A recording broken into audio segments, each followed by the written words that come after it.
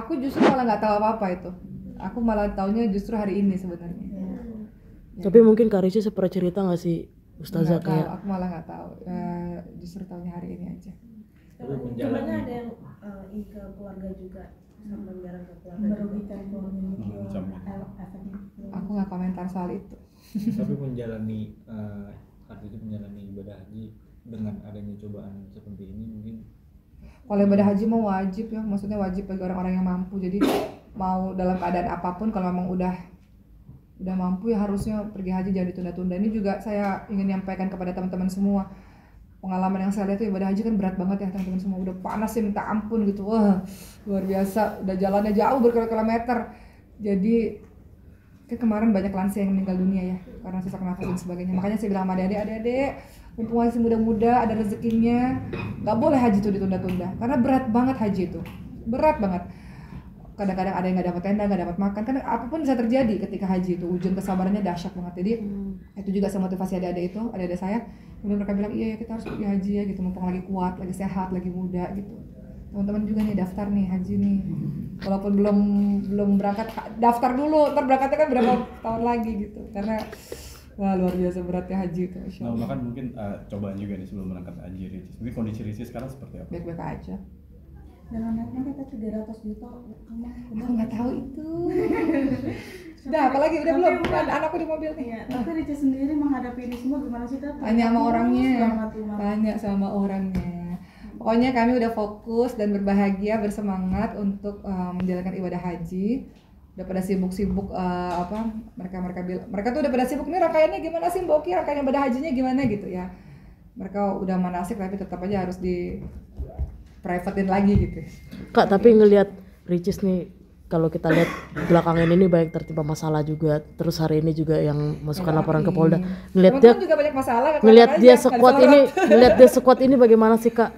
Ya, alhamdulillah. Sebagai kakak gitu ngedukungnya gimana? Untuk semua keadaan. Ya gitu ya. Nah, mungkin Mama melihat ini Rian mungkin katanya udah mulai move on ya dengan selebgram juga seperti itu. Ya, gue nggak tahu. Dekat sama selebgram ya. Banyak yang deketin gitu.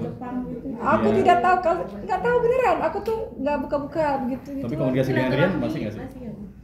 Insya Allah, namanya ada Moana. Moana itu kan adalah perekat semua keluarga gitu.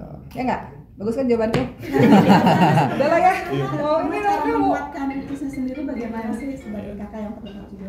Tuh anak udah nungguin di rumah, udah pokoknya. Udah apa produser ditanyain tuh ya? Ya. Umar, video sama fotonya itu. Aku nggak tahu video apa. Bagaimana sih Umar dan ketakutannya Ricis sendiri seperti apa gitu? Oh, kalau ancaman video dan enggak, kalau foto itu kan kadang-kadang kan kita ini kan ada foto yang kita nggak pakai jilbab kan. Kadang-kadang kalau perempuan kita pakai jilbab, cuman kan kadang di foto itu kadang-kadang kita suka iseng foto nggak pakai jilbab itu aja sih sebenarnya. Jadi karena tidak mau diancamnya seperti itu. Nggak tahu aku ancamannya apa, tapi kalau fotonya itu ada foto yang nggak pakai jilbab gitu aja sih gitu. Kok bisa? Nggak tahu. HP-nya dikasih ke orang terdekat. Aku nggak tahu Mbak.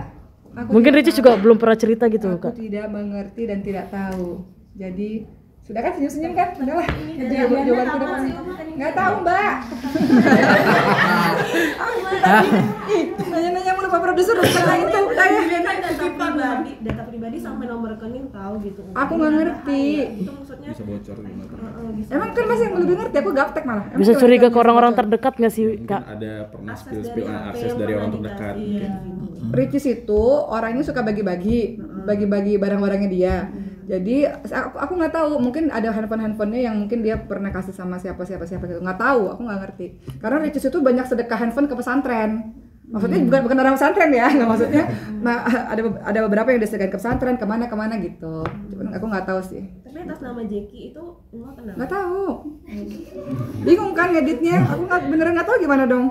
Tapi ya dengan tindakan si Ricis sendiri sudah mendatangi Polda tadi, lanjutan itu tuh yang baik, tindakan baiknya dari Ricis. Iya, pokoknya kita mau haji. Doain ya. Mungkin dari laporan itu harapannya gimana Udah sih? capek.